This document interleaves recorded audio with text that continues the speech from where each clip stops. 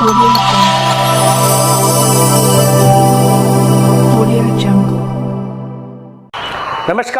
आप सबका स्वागत है इस प्लेटफॉर्म पे। मैं हूं अरविंद सर। पिछले 10 साल से आपके साथ इसी रोजगार, इसी प्लेटफॉर्म, इसी कंपटीशन के युग में हम लोग साथ में काम कर रहे हैं। जो सबसे बड़ा हुआ पूरे राजस्थान में फैला हुआ था कि सीईटी क्या है, कैसे होगा, और आज भी मान के चलिए कि राजस्थान में जो कंपटीशन की तैयारी कर रहे हैं, लगभग आधे लोगों को ये पता नहीं है कि सीईटी की एग्जाम का पैटर्न क्या रहेगा, सीईटी होगी कैसे, और लास्ट में एग्जाम में नियुक्ति कैसे होगी, कब होगी, कितना लंबा समय लगेगा। इन सब सवालों का जवाब देने के लिए मैं हूं आपके साथ। अभी जो एक नया प्लेटफॉर्म है ग्लोबल ई-टेक, हम बात करें सर्च एंड कोचिंग। 10 साल से जयपुर में, लेकिन वर्तमान में हम काम करें फतेहपुर शेखावटी में, और इसी कोचिंग के माध्यम से समय समय पर आपको जितने भी सरकारी नौकरी के नोटिस है, जो सिलेबस है, वो आपको अलग अलग टीचरों के माध्यम से मिलते रहेंगे। बिना कोई समय गंवाए बात कर रहा हूं सीटी की। सीटी है क्या? समान पात्रता परीक्षा, इतना आप सबको पता है। इसके आगे लगभग गाड़ी गड़बड़ हो जाती है। कैसे है, एग्जाम कब होगी, कितनी नौकरी है, कितनी वैकेंसी है, नेगेटिव मार्किंग है या नहीं है, फॉर्म कौन भर सकता है, आयु कितनी होगी, पैसे कितने लगेंगे, एग्जाम परीक्षा कब होगी, क्या एग्जाम होते ही डायरेक्ट ज्वाइनिंग मिल जाएगी। इन सब सारे क्वेश्चनों का जवाब देने के लिए मैं आपके साथ हूं, आपका अरविंद सर। बात करते हैं सबसे पहला पॉइंट, कुल भर्तियां कितनी सेवा की है? 8। राजस्थान सरकार की डिफरेंट डिपार्टमेंट में 8 ऐसी भर्तियां हैं जिनकी भर्ती परीक्षा सीईटी समान पात्रता परीक्षा में स्नातक लेवल में होगी। दोस्तों सीईटी 2 प्रकार से होगी। एक सीईटी स्नातक यानी जिन्होंने ग्रेजुएशन पास कर रखी है वो दे सकता है। एक सीईटी 10+2 यानी 12वीं पास, जिस इंसान ने, जिस स्टूडेंट ने 12वीं पास कर रखी है वो सीईटी दे सकता है, चाहे वो स्टूडेंट है। क्यों मैं स्टूडेंट है या क्यों मैं ऐसे क्यों बोल रहा हूं, इस पे मैं आगे आऊंगा, आप गौर करना। आगे हम बात करते हैं कि इसमें लगभग कितनी पोस्ट है सीईटी में। अभी अगर आप अखबार में, न्यूज़पेपर में कहीं पे जाओगे तो अप्रोक्सीमेटली 3000 पोस्ट आपको दिखाई देगा, लेकिन वास्तव में 3000 नहीं है। मैंने 3000 प्लस लिख रखा है, गौर से देखो आप। अभी सीईटी एग्जाम होगी, रिजल्ट आएगा और जब ज्वाइनिंग आएगी तब तक ये 3000 की वैकेंसी आराम से आप देखना 10,000 प्लस जाएगी। क्यों कि लोग अपनी अपनी वैकेंसियां डिपार्टमेंट के पास भेज रहे हैं और वित्त विभाग इन वैकेंसियों को आगे बढ़ा रहा है। और ऐसा राजस्थान सरकार का सदैव आचरण रहा है कि जब फॉर्म निकलता है तो पोस्ट आगे बढ़ती रहती है। चाहे आप पटवारी की ले लो, चाहे ग्राम सेवक की ले लो, किसी की बात कर लो जो अभी अभी हाल ही में भर्ती परीक्षाएं संपन्न हुई है। बात करते हैं सीईटी के बारे में वापस कि फॉर्म कब से भरना स्टार्ट हो चुके हैं। सीईटी के फॉर्म 22 तारीख से भरने स्टार्ट हो चुके हैं। आज कितनी तारीख है देख लो आप, 2 दिन 3 दिन पहले से स्टार्ट हुए हैं और ये फॉर्म की लास्ट डेट है 21/10 तक का इंतजार ना करें। 21 से पहले अपना फॉर्म कंप्लीट रखें, क्योंकि आगे अगर राजस्थान सरकार की किसी भी सर्विस में आपको जाना है तो ये भर्ती यानी ये एग्जाम देना बहुत जरूरी है। अदरवाइज आप इस गवर्नमेंट नौकरी में जा ही नहीं सकते। 1,03,465%। अब बात करते हैं सीईटी है क्या। देखो दोस्तों, सीईटी के अंदर जो फॉर्म भरोगे उसमें सब कुछ लिखा है बोर्ड पे, लेकिन बोल के बता देता हूं, सामान्य और ओबीसी के 450 रुपए लगेंगे। जिसने ईडब्ल्यूएस बना रखा है, ईडब्ल्यूएस कैटेगरी में फॉर्म भरेगा उसके 350 रुपए लगेंगे, और कोई एससी और एसटी कैटेगरी में फॉर्म भरेगा उसके 250 रुपए लगेंगे। ये फॉर्म भरने की फीस है। जनरली आप सब यूट्यूब पे या कहीं ना कहीं देख चुके होंगे। एक बताना मेरी फॉर्मेलिटी, आपको पता जानना भी आपकी जिम्मेदारी है। एक क्वेश्चन नॉर्मली आता है, बहुत इंपॉर्टेंट क्वेश्चन है। आपके जानकार रिश्तेदार कहीं बाहर दूसरे स्टेट में रहते हैं, वो उन्होंने आगे सीईटी का फॉर्म भर दिया तो क्या होगा? कुछ नहीं होगा, फॉर्म भर सकते हैं। यानी भारत के किसी भी स्टेट में रहने वाला इंसान सीईटी का फॉर्म भर सकता है, लेकिन हर वो इंसान जो बाहर से फॉर्म भरेगा वो कैटेगरी में नहीं आएगा। अन्य राज्य वाले फॉर्म तो जरूर भर सकते हैं, लेकिन वो किस में काउंट होंगे? जनरल में काउंट होंगे। यानी कि अगर एससी हरियाणा का कोई विद्यार्थी सीईटी फॉर्म भरता है तो जनरल में काउंट होगा। ओबीसी हरियाणा का फॉर्म भरता है जनरल में काउंट होगा, वो कैटेगरी में काउंट नहीं होगा। आपके काम की चीज थी, बताना जरूरी था। आगे बात करते हैं आयु क्या होगी। ये बहुत इंपॉर्टेंट पॉइंट है। मैंने बोला था थोड़ी देर पहले, मैं आपको बताऊंगा कि स्टूडेंट या अन्य कोई भी फॉर्म भर सकता है। क्यों? आयु है 18 से 40 साल। जब तक शादी वादी हो जाए, आराम से लंबा चौड़ा परिवार हो जाए, उसके बाद में भी इसका फॉर्म की इसकी भर्ती परीक्षा आप दे सकते हो। और अभी अभी कोरोना के टाइम में परसों के दिन यानी 2 दिन पहले राजस्थान सरकार ने भर्ती परीक्षा में 2 साल की छूट और दे दी। और पहले से जो छूट अलग अलग एससी एसटी ओबीसी जनरल किसी को मिल रही थी वो थी, लेकिन 2 साल की तो सामान्य वर्ग को और छूट एक्स्ट्रा मिल गई। यानी आप 18 से 42 साल तक का कोई भी इंसान इस भर्ती परीक्षा को दे सकता है। अगर आप अभी भी प्राइवेट किसी स्कूल में पढ़ा रहे हैं, कुछ और काम कर रहे हैं, तो उसको छोड़कर सीईटी के पीछे पड़ जाए और उसको देने का प्रयास करे, पढ़ने का प्रयास करे। बार बार ऐसे मौके नहीं आते हैं। अभी स्नातक स्तर की आई है, उसके बाद 10+2 की भी आएगी और उसमें पोस्टों की संख्या काफी अधिक होगी। और ये है क्या ये एक पात्रता परीक्षा है, इसका सर्टिफिकेट सिर्फ 1 साल तक वैलिड रहेगा।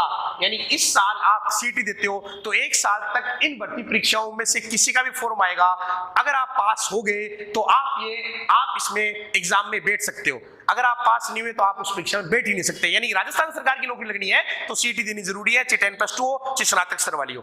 आगे बात करते हैं कि अगली साल फिर होगी। हाँ, साल में एक बार होगी, तो फिर अगली साल हमने फिर दिया, फिर हमारे सर्टिफिकेट में नंबर आए, तो मान्य कौन सा होगा? जिस साल में सबसे ज्यादा परसेंटेज है वही सीटी का स्कोर मान्य होगा।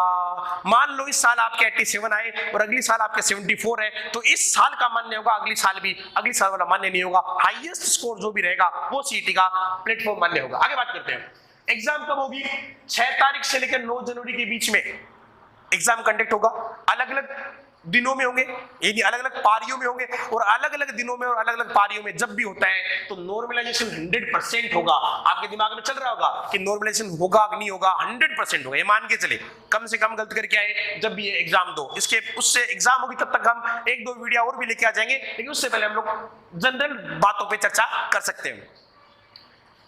आवेदन संशोधन, कई बार आप आवेदन कर देते हो लेकिन उसमें कुछ गलतियां हो जाती है। जनरल का आदमी एससी में टिक कर देता है, एससी का ओबीसी में कर देता है, पुरुष होता है फीमेल में टिक कर देता है। ऐसी सामान्य गलतियां होना स्वाभाविक है। ऐसी अगर गलती आपसे हो गई 2 दिन, 4 दिन, 5 दिन, 10 दिन बाद में आपको पता चला, तो क्या कर सकते हो? जब आवेदन की लास्ट डेट चली जाए, जो भी है 21 तारीख चली जाए, उसके 7 दिन बाद तक आप अपनी गलती को सुधार सकते हो। फीस देके शुल्क लगेंगे 300 रुपए। इन 300 रुपए जमा कराकर आप अपनी गलतियों में सुधार कर सकते हो। Point number 1। पॉइंट नंबर दूसरा ये क्या कि अगर आप भूल गए, नहीं सुधार कर पाए और 7 दिन भी चले गए तो क्या होगा? तो परीक्षा लगने के बाद आपको फिर से 2 दिन या 3 दिन सरकार देगी, उसमें भी आप संशोधन कर सकते हो। इसमें घबराने वाली कोई बात नहीं है। गलती से आपने कैटेगरी गलत भर दी, गलती से आपने नाम गलत भर दिया, आयु गलत भर दी, कुछ भी गलत भरा, उसमें संशोधन कर सकते हो।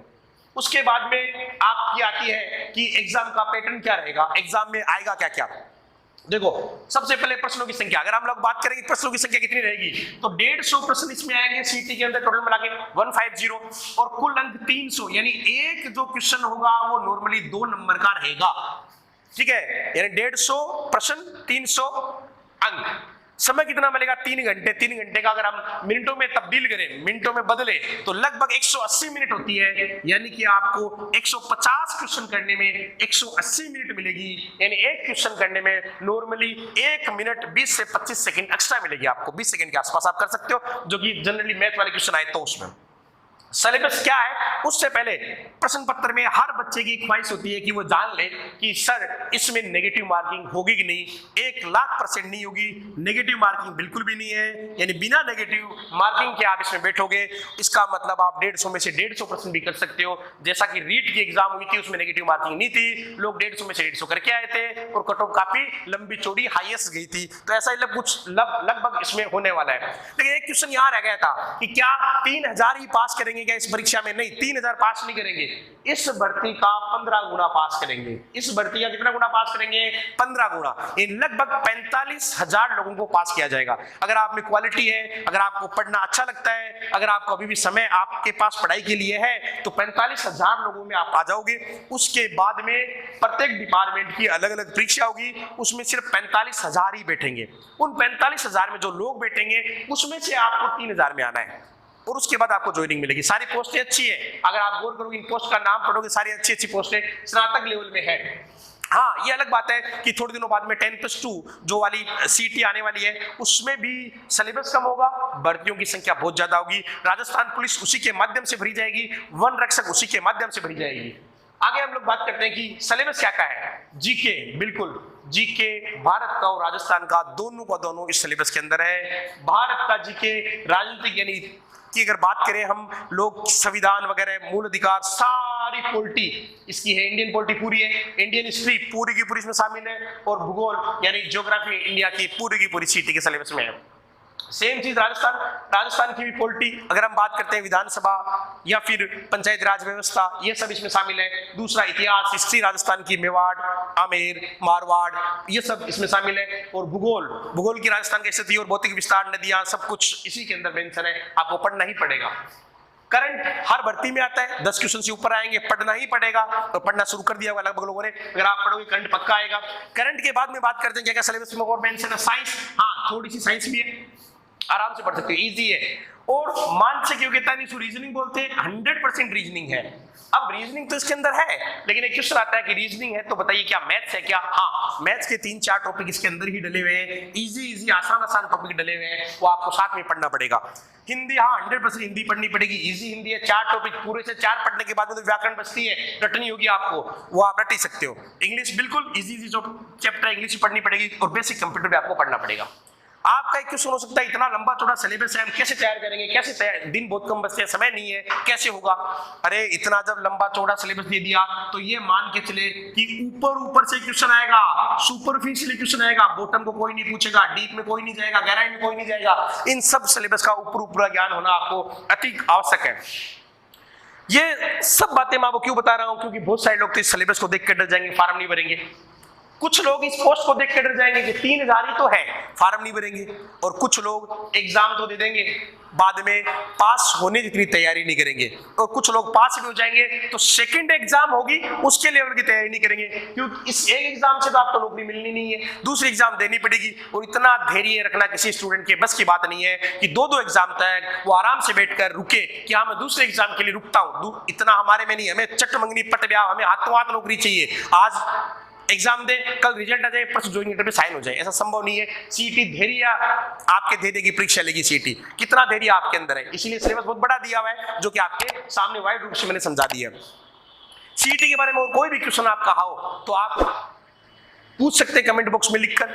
और तो दूसरी सीईटी आने वाले 10+2 उसके रिगार्डिंग जो भी सूचना हमें मिलेगी, हम शीघ्र ही आपको उसके बारे में बताएंगे। सीईटी का पूरा कोर्स जितना है, जीके, मैथ्स, जो भी रीजनिंग, हिंदी, इंग्लिश, धीरे धीरे वीडियो बनाकर इसी चैनल पे अपलोड होते रहेंगे। आप निश्चित रूप से देखें, कोई चार्ज है, कोई चार्ज नहीं है, फ्री ऑफ कॉस्ट है। आराम से आप आके उनको देखें, उनको समझने का